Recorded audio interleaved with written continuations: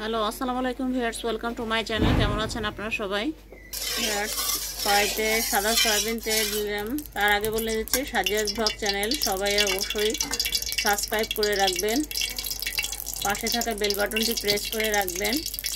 আর দেশে এবং দেশের বাইরে থেকে যে যেখান থেকে আমার এই ভিডিওটা দেখছেন না কেন, সবাইকে জানাচ্ছি সাজিয়াস ব্লগ চ্যানেলে স্বাগতম।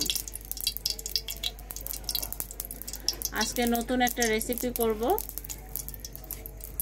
সেটা ভেবেছি আপনাদের সাথে শেয়ার করি। দেখতে হবে আর দেখতে হবে নতুন এই রেসিপিটা। আপনারা এর আগে করেছেন কিনা আমি জানি না, তবে আমার আম্মু করেছে ইনশাআল্লাহ, আবার এই দ্বিতীয়বার করলো, তো ভাবলাম আপনাদের সাথে সেটা শেয়ার করি। খুবই মজা লেগেছিল খেতে। কথায় বলে যে ভালো জিনিস অর্জন করো আর খারাপ জিনিস বর্জন করো, তাই ভাবলাম ভালো জিনিসটাই আপনাদের সঙ্গে না শেয়ার করি। পেঁয়াজ বাটা, আদা বাটা, এখন রসুন বাটা দিয়ে নিলাম, কাঁচামরিচ আধা বাটা করে নিয়েছিলাম, লাল মরিচের গুঁড়ো পরিমাণ মতো দিয়ে দিলাম, এটা শুধু কালারের জন্য। কয়েকটা তেজপাতাও দিয়ে নিলাম। এভাবে নাড়াচাড়া করে একটু কষিয়ে নেব। কই মাছগুলো দিয়ে দিলাম, দেশি কই মাছ।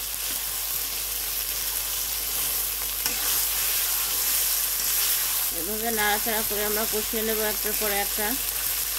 মাছগুলো এভাবে উল্টে নিচ্ছি। আমরা কিন্তু মাছগুলো ভাজতেছি না। পরিমাণ মতো পানি দিয়ে দিলাম মশলাটা জাস্ট কষানোর জন্য। হচ্ছে কয়েক পদের শাক দিয়ে দেব। এটা আমাদের উঠানে হয়েছিল। এখানে কি কি শাক আছে আম্মু? কুমড়ো শাক, ডাঁটা শাক আর পুঁই শাক। কুমড়ো শাক, ডাঁটা শাক আর হচ্ছে পুঁই শাক দিয়ে আমরা এটা করতে চেয়েছি। আসলে আমি খেতে চেয়েছিলাম আম্মুর কাছে, আম্মু সেই জন্য এগুলো ক্ষেত থেকে নিয়ে আসছে।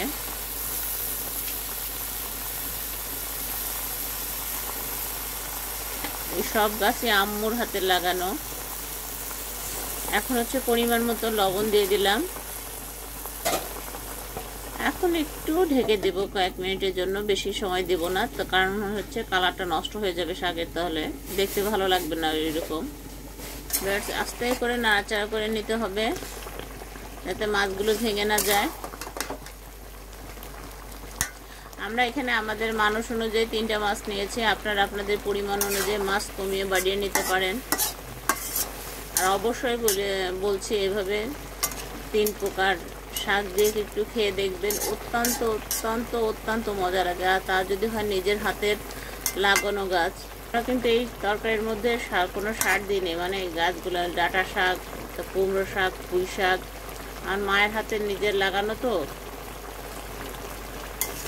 আপনাদের সবার কাছে একটা রিকোয়েস্ট, সহ আমার ভিডিওটা দেখবেন, আমার পাশে থাকবেন, আমিও আপনাদের পাশে থাকবো সব সময় ইনশাআল্লাহ।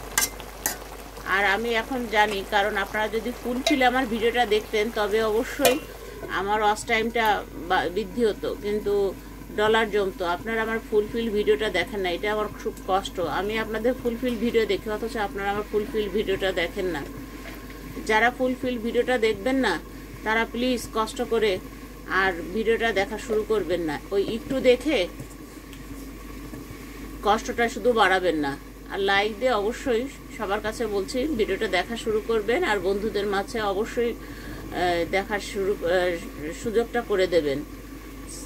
সবাইকে সাবস্ক্রাইব করে রাখবেন আর শেয়ার করে দেবেন। সবার কাছে একটা অনুরোধ, খুব মনে দুঃখ নিয়ে কষ্ট নিয়ে এই ভিডিওটা করছি।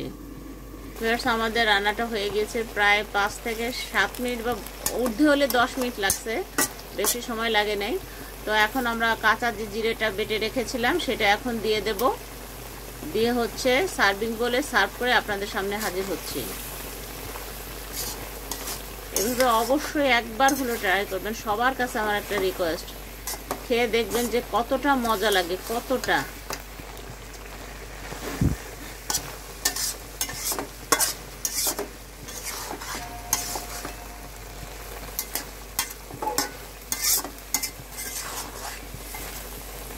এভাবে জিরেটা আমরা সবকিছুর সঙ্গে মিশিয়ে নিলাম,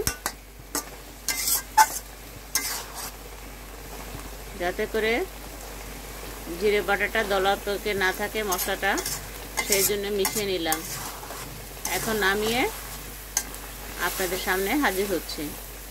দেখুন ফাইনালি আমার রেসিপিটা হয়ে গিয়েছে। মাশাআল্লাহ অনেক সুন্দর একটা কালার এসেছে আর খেতেও খুবই মজা হয়েছে। আমি একটু খেয়ে দেখেছিলাম।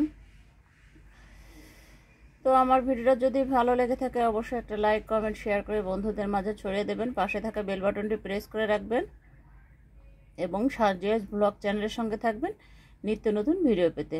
তো সবাই সে পর্যন্ত ভালো থাকুন, সুস্থ থাকুন, নিরাপদে থাকুন। আল্লাহ হাফেজ।